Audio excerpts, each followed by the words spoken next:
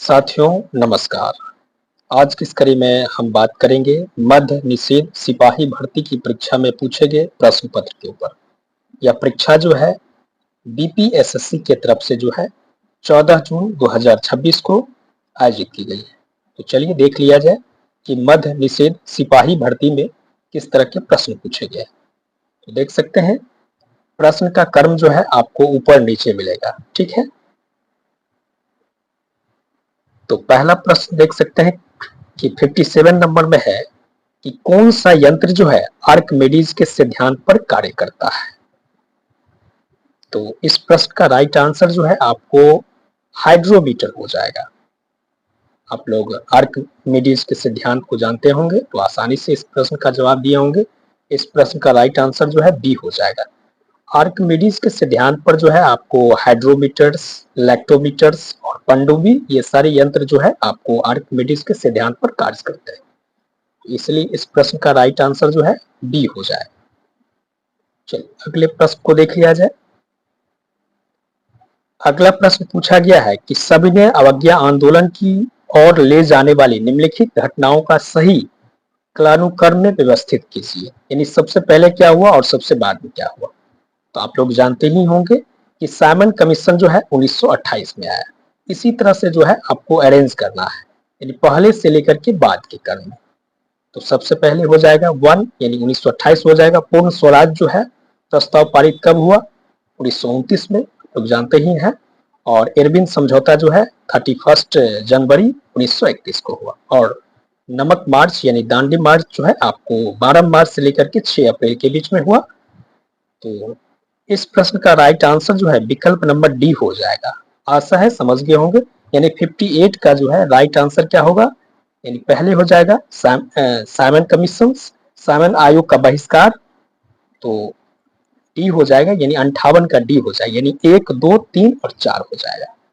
ठीक है, आगे बढ़ते हैं। अगला प्रश्न है प्रश्न संख्या 59 है कि मेजी पुनर्स्थापना ने किस देश में आधुनिकीकरण को बढ़ावा दिया। तो 59 का राइट आंसर जो है आपको हो जाएगा जापान। क्या हो जाएगा? जापान हो जाएगा। चलिए आगे बढ़ते हैं। अगले प्रश्न को देख लिया जाए। अगला प्रश्न है प्रश्न संख्या 60 है। ऊपर जो है इंग्लिश में प्रश्न लिखा हुआ है और नीचे जो है हिंदी में है। तो चलिए हम थोड़ा सा छोटा कर देते हैं ताकि आपको प्रश्न स्पष्ट दिखाई दे। तो ये रहा प्रश्न। प्रश्न कहता है कि वनों का संरक्षण मानव जाति के अस्तित्व की कुंजी है। भारत में इस दिशा में अपनाई जाने वाली कुछ प्रथाओं में से एक संयुक्त वन प्रबंधन में से संबंधित सही जानकारी की पहचान कीजिए। तो पहला स्टेटमेंट है कि इनमें स्थानीय समुदाय को खराब हो चुके वनों के प्रबंधन और पुनर्स्थापन में शामिल किया जाता है। दूसरा है यह माफ कीजिएगा, यह कार्यक्रम औपचारिक रूप से 1980 से अस्तित्व में है। तीसरा है कि झारखंड ने संयुक्त वन प्रबंधन के लिए पहला प्रस्ताव पारित किया है। चौथा है कि स्थानीय ग्राम समुदाय के सदस्य गैर लकड़ी व उत्पादों के समान मध्यवर्ती लाभों के हकदार हैं। तो सबसे उपयुक्त विकल्प का चयन करना है, यानी उपयुक्त विकल्प को चुने, ये पूछा गया है। इसलिए 60 नंबर प्रश्न का राइट आंसर जो है सी हो जाएगा, यानी 1 और 4। क्या हो जाएगा? 60 का जो है आपको 1 और 4 यानी डी सी हो जाएगा। करेक्ट कर लीजिएगा, यानी विकल्प नंबर सी हो जाएगा। C4 चाइना हो जाएगा। राइट आंसर 60 का जो है, ये 60 नंबर प्रश्न है, 60 का आंसर जो है आपको सी हो जाए। चलिए अगले प्रश्न को देख लिया जाए। प्रश्न संख्या 61 है कि मोरान हुगरी जान तेल क्षेत्र अवस्थित है। यानी मोरान हुगरी जान तेल क्षेत्र कहाँ अवस्थित है? तो असम के डिब्रूगढ़ में है। तो 61 का जो है राइट आंसर जो है, प्रश्न संख्या 61 का राइट आंसर जो है डी हो जाएगा, असम हो जाएगा। ठीक है, चलिए अगले प्रश्न को देख लिया जाए। अगला प्रश्न है कि ब्लू घोस्ट मिशन फर्स्ट के चंद्रमा पर उतरने के लिए किस संस्था की जिम्मेदारी थी? तो 53 नंबर प्रश्न का जो है आपको राइट आंसर जो है फायरफ्लाई एरोस्पेस हो जाएगा। यानी 53 का राइट आंसर क्या होगा? ए हो जाएगा, ए फॉर एप्पल हो जाएगा। जैसा कि मैंने पहले ही कहा कि प्रश्न का क्रम जो है आपको ऊपर नीचे मिलेगा, क्योंकि जिनके द्वारा शेयर किया गया है, भेजा गया है, तो क्योंकि प्रश्न पत्र जो है वायरल है, तो इस वजह से जो है प्रश्न का क्रम आपको ऊपर नीचे मिलेगा, इसलिए आप लोग मिला लेंगे। ठीक है, तो 53 का जो है राइट आंसर क्या हो जाएगा, ए हो जाएगा, फायर फ्लाई एरो स्पेस हो जाएगा। चलिए 54 नंबर प्रश्न देखेंगे। 54 नंबर प्रश्न कहता है कि एक जलीय विलयन, थोड़ा सा हम उसको जूम कर देते हैं ताकि आपको देखने में कठिनाई ना हो। फिनोफेलेथिन विलयन को गुलाबी रंग कर देता है। ए में जलीय विलयन बी मिलाने पर गुलाबी रंग गायब हो जाता है, तो विलयन ए और बी के लिए निम्नलिखित में से कौन सा कथन सत्य है। सत्य पूछा गया है। अगर आप अंग्रेजी में देखना चाहें तो अंग्रेजी में देख सकते हैं। तो 54 का जो है सी हो जाएगा। 54 नंबर प्रश्न का राइट आंसर जो है सी हो जाएगा। चलिए 55 नंबर है कि ऊंचाई वाले क्षेत्र में पानी निम्न तापमान पर उबलता है क्योंकि वहां वायुमंडलीय दाब कम होता है। बिल्कुल सही है। तो इस प्रश्न का जो है आपको 55 का राइट आंसर जो है बी हो जाएगा, बी फॉर बॉल हो जाएगा। 56 नंबर प्रश्न देखेंगे। 56 नंबर प्रश्न कहता है किसी तत्व के समस्थानिकों का परमाणु क्रमांक समान होता है लेकिन द्रव्यमान संख्या अलग होती है। कारण है कि समस्थानिकों में न्यूट्रॉन की संख्या समान होती है लेकिन प्रोटॉन की संख्या अलग होती है। तो कौन सा विकल्प सही है, ये आपको जवाब देना है। तो 56 का राइट आंसर जो है आपको सी हो जाएगा। ए गलत है, ए सही है परंतु आर गलत है, यानी 56 का राइट आंसर जो है सी हो जाएगा, सी फॉर चाइना हो जाएगा, यानी 56 का सी हो जाएगा राइट आंसर। ठीक है, चलिए आगे बढ़ते हैं, अगले प्रश्न को देख लिया जाए। अगला प्रश्न है, प्रश्न संख्या 39 है कि मृद भांड उद्योग डैश आधारित उद्योग है। कौन सा उद्योग है ये पूछा गया है, तो मिट्टी आधारित उद्योग है, यानी 39 का राइट आंसर जो है ए हो जाएगा, ए फॉर एप्पल हो जाएगा, यानी मिट्टी आधारित उद्योग है। चलिए अगले प्रश्न को देख लिया जाए। पश्चिम बंगाल में प्रमुख चाय उत्पादक जिले हैं दार्जिलिंग और जलपाईगुड़ी। तो 40 नंबर प्रश्न का राइट आंसर जो है, यानी 40 नंबर प्रश्न का राइट आंसर डी हो जाएगा, यानी दार्जिलिंग और जलपाईगुड़ी हो जाएगा। वही अगला है कि निम्न में से कौन सा तारामंडल नहीं है। 41 नंबर प्रश्न कहता है कि कौन सा तारामंडल नहीं है, तो नहीं पूछा गया है तो सीरियस हो जाएगा, यानी 41 का डी हो जाएगा। ठीक है, अगला है कि पहली पुनः संयोजक वैक्सीन किस बीमारी के लिए बनाई गई है, ये पूछा गया है। तो इस प्रश्न का 42 का जो है, यानी 42 नंबर प्रश्न का राइट आंसर जो है हेपेटाइटिस बी हो जाएगा, यानी 42 का राइट आंसर बी हो जाएगा, बी फॉर बॉल हो जाएगा।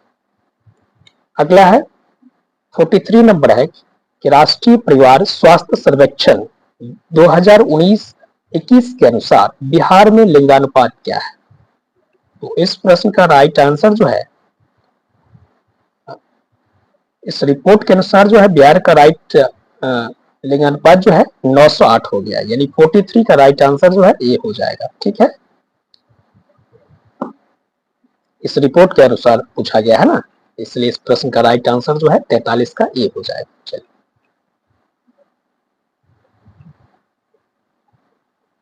44 नंबर प्रश्न देखेंगे।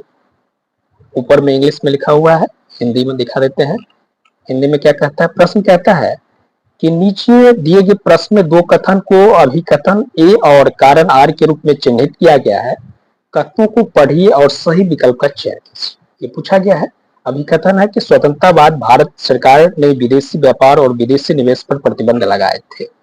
कारण है कि सरकार ने देश के भीतर उत्पादकों को विदेशी प्रतिस्पर्धा से बचाने के लिए इसे आवश्यक माना है। कौन सा स्टेटमेंट सही होगा, ये पूछा गया है।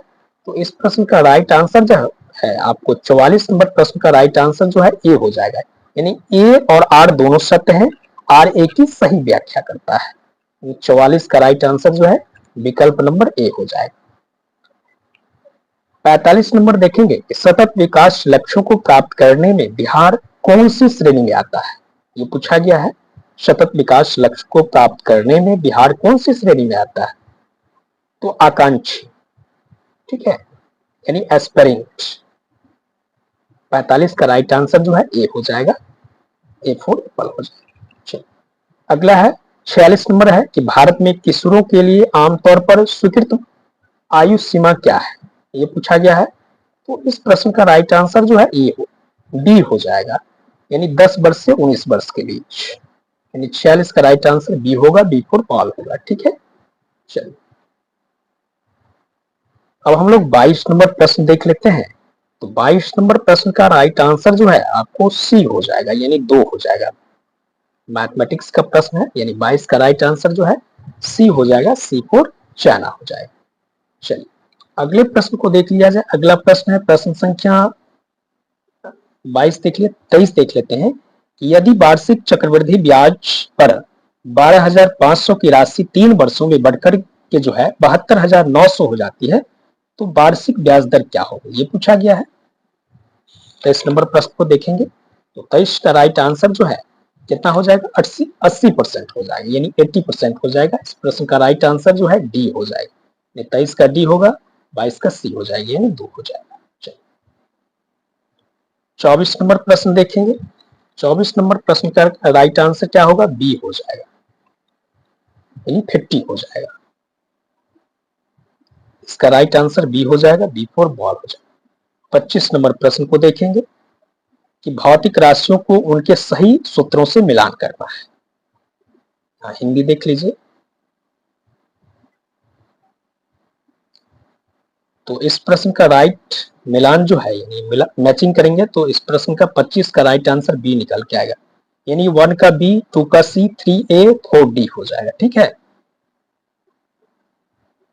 चलिए आगे बढ़ते हैं।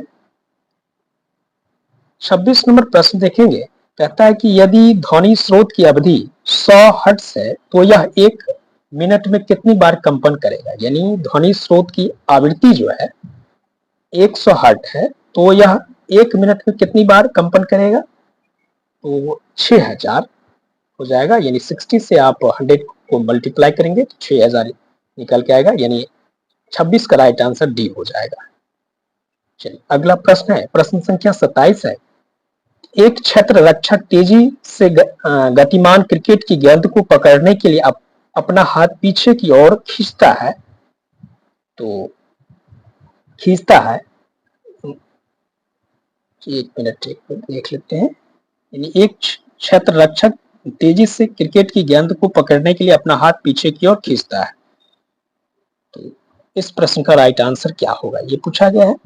तो इस प्रश्न का राइट आंसर बी हो जाएगा। ठीक है, हाँ करेक्ट आंसर जो है बी हो जाएगा, यानी टक्कर के समय को बढ़ाने और बल को कम करने के लिए जो है ऐसा करता है। तो 27 का राइट आंसर क्या होगा, बी हो जाएगा, B4 बॉल हो जाएगा। चलिए 28 नंबर देख लेते हैं कि बिहार लोक सेवा आयोग यानी BPSC के प्रथम अध्यक्ष कौन थे, ये पूछा गया है। तो BPSC के प्रथम अध्यक्ष जो है आपको राजनधारी सिन्हा थे। BPSC जो है 1949 में अस्तित्व में आई और इसके प्रथम चेयरमैन जो है राजनधारी सिन्हा को बनाया गया, और सेक्रेटरी जो है आपको राधा कृष्ण यानी सचिव जो है राधा कृष्ण चौधरी को बनाया गया, और चेयरमैन जो है तो चेयरमैन पूछा गया है, यानी अध्यक्ष पूछा गया है, तो राजनधारी सिन्हा हो जाएगा, यानी 28 का ये हो जाएगा। चलिए आगे बढ़ते हैं। पटना उच्च न्यायालय की प्रथम महिला मुख्य न्यायाधीश कौन थी, तो इस प्रश्न का राइट आंसर जो है आपको डी होगा, ना कि सी होगा, यानी न्यायमूर्ति रेखा एम दोषित, क्योंकि मुख्य न्यायाधीश के बारे में पूछा गया है, ना कि न्यायाधीश के बारे में। ठीक है, इसलिए इस प्रश्न का राइट आंसर जो है रेखा एम दोषित होगा। आप लोग को मैसेज करके बताना है कि वही वर्तमान में पटना हाईकोर्ट के मुख्य न्यायाधीश कौन है और कितने नंबर के हैं। ठीक है, तो 29 का राइट आंसर जो है बी हो जाएगा, B4 बॉल हो जाएगा। चलिए अगले प्रश्न की ओर चलते हैं। प्रश्न संख्या 34 देखेंगे कि निम्नलिखित कॉलम 1 से कॉलम 2 का मिलान करें।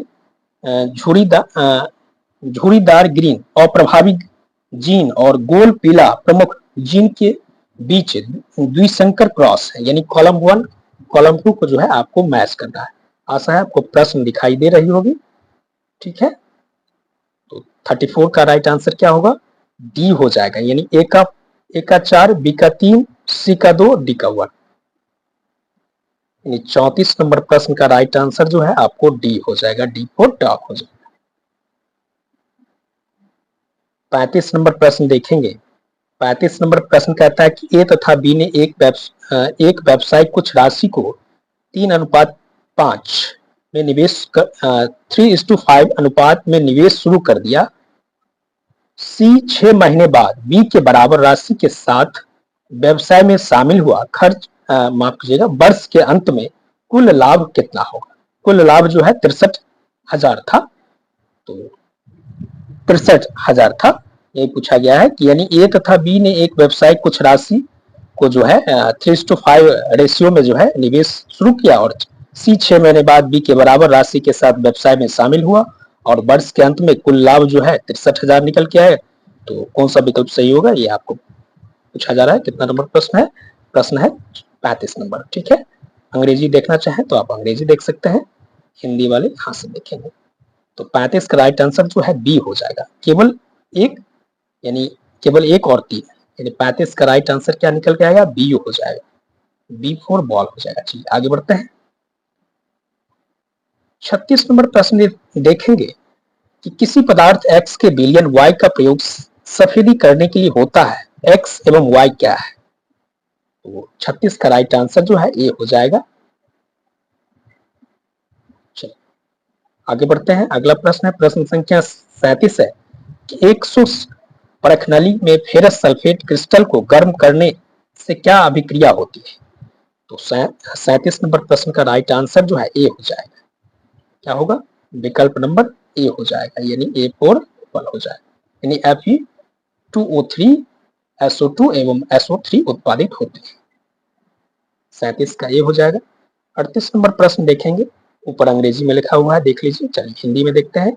कहता है कि मिट्टी की पहचान करें। पहला स्टेटमेंट है कि कपास उगाने के लिए आदर्श और काजू जैसी फसलों के लिए कौन सी मिट्टी जो है उपयुक्त है, ये पूछा जा रहा है। तो इस प्रश्न का राइट आंसर जो है डी हो जाएगा, यानी काली मिट्टी और लेटेराइट मिट्टी ये जो है ये फसल होती है। आदर्श पूछा गया है तो डी हो जाएगा। ठीक है, 38 नंबर है, 38 का डी हो जाएगा। चलिए अगले प्रश्न की ओर चलते हैं। ये रिपीटेड है, हम लोग इसको कर चुके हैं। ठीक है, चलिए आगे बढ़ते हैं। अगला प्रश्न है 47 नंबर है कि कॉलम 1 कॉलम 2 को जो है सही सुमेलित करना है। तो 47 का राइट आंसर जो है डी हो जाएगा। क्या होगा? बी हो जाएगा, यानी बी फॉर बॉल हो जाएगा। करेक्ट आंसर बी होगा 47 का। चलिए आगे बढ़ते हैं। कहता है कि रेखांकित शब्द का विलोम क्या होगा, यानी तेजस्वी का विलोम क्या होगा? निस्तेज हो जाएगा, यानी बिना तेज, बिना चमक का। क्योंकि इसका उल्टा पूछा गया है, तो तेजस्वी का उल्टा जो है निस्तेज हो जाएगा। क्योंकि चंचल, कठोर वक ये सब नहीं होगा, निस्तेज हो जाएगा, यानी बिना चमक का हो जाएगा। चलिए आगे बढ़ते हैं। 49 नंबर है कि निम्नलिखित में से कौन सी लोकोक्ति का अर्थ असंगत है, ये पूछा गया है। मान असंगत पूछा गया है ना, तो 49 का जो है आपको बी हो जाएगा, यानी यथा नाम तथा गुण, हैसियत से बढ़कर बात करना।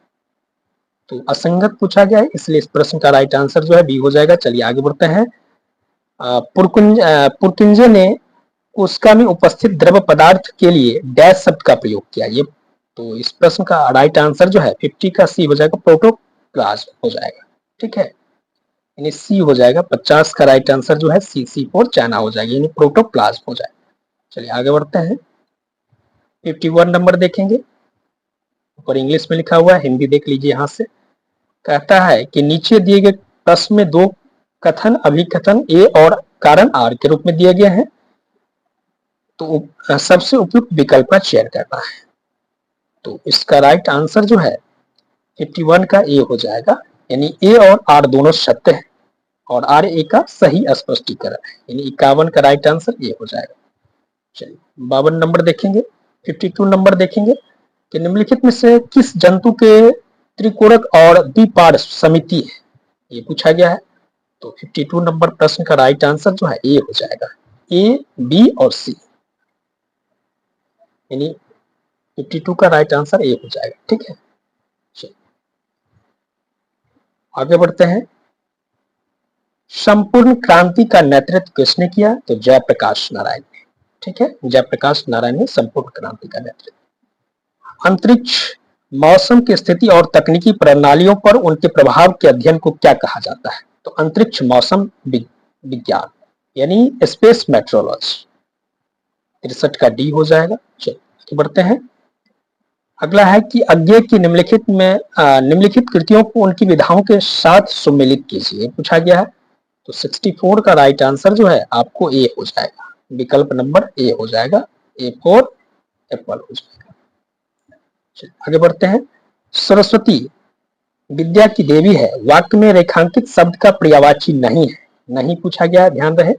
तो कमला हो जाएगा। कमला जो है आपको लक्ष्मी का पर्यायवाची है, ना कि सरस्वती, क्योंकि शारदा, वाणी, गिरा जो है सरस्वती के पर्यायवाची है, तो नहीं पूछा गया है, तो कमला हो जाएगा। कमला जो है लक्ष्मी के पर्यायवाची, इसलिए इसका राइट आंसर जो है बी हो जाएगा। अकर्मक क्रिया युक्त वाक्य है, ये पूछा गया है 66 नंबर। तो 66 का राइट आंसर जो है सी हो जाएगा, यानी बिल्ली भाग रही है। भागना जो है आपको एक अकर्मक क्रिया है, इंट्रांसिटिव वर्ब है, ये अकर्मक क्रिया है। ठीक है, बाकी बाद 66 हो गया। 67 देख लेते हैं। 68 एक मिनट, जस्ट ए सेकेंड, 66 देखेंगे ना, 7 देखेंगे। ठीक है, हाँ, किस शब्द में द्विगु समास नहीं है, ये पूछा गया है। तो त्रिलोचन हो जाएगा। त्रिलोचन जो है आपको द्विगु समास नहीं है, तो आपको कौन सा समास है? त्रिलोचन बहुव्रीहि समास है। ठीक है, तो 67 का बी हो जाएगा। चलिए आगे बढ़ते हैं। 68 नंबर देख लेते हैं कि बिहार में जिलों में नई अकादमियों के माध्यम से किस खेल को सक्रिय रूप से बढ़ावा दिया जा रहा है? तो एथलीट हो जाएगा। इस प्रश्न का राइट आंसर जो है एथलीट हो जाएगा, यानी सी हो जाएगा, सी फॉर चाइना हो जाएगा। भारतीय प्रतिभूति विनिमय बोर्ड के 11वें अध्यक्ष के रूप में किसकी नियुक्ति की गई है, यानी सेबी के अध्यक्ष कौन है, यही पूछा गया है। तो इस प्रश्न का राइट आंसर जो है तुहिन कांत पांडा होगा, यानी बी हो जाएगा। भारत का संविधान एक संक्षिप्त इतिहास निम्नलिखित में है, तो इसका है किसके द्वारा लिखा गया है? तो शशि थरूर के द्वारा, यानी भारत का संविधान एक संक्षिप्त इतिहास निम्नलिखित में से किसके द्वारा लिखा गया है? तो शशि थरूर के द्वारा। चलिए, अबुआ राजा शेतर जना महारानी राजा टकुंजन नारा किससे जुड़ा हुआ है? तो बिरसा मुंडा से जुड़ा हुआ है। तो इस 71 का राइट आंसर जो है डी हो जाएगा, डी फॉर डॉग हो जाएगा। ठीक है, आगे बढ़ते हैं। अगला प्रश्न देख लेते हैं, प्रश्न संख्या 30 नंबर देख लेते हैं। प्रश्न देख लीजिए। प्रश्न अंग्रेजी में आप देखना चाहें, क्योंकि प्रश्न बड़ा है।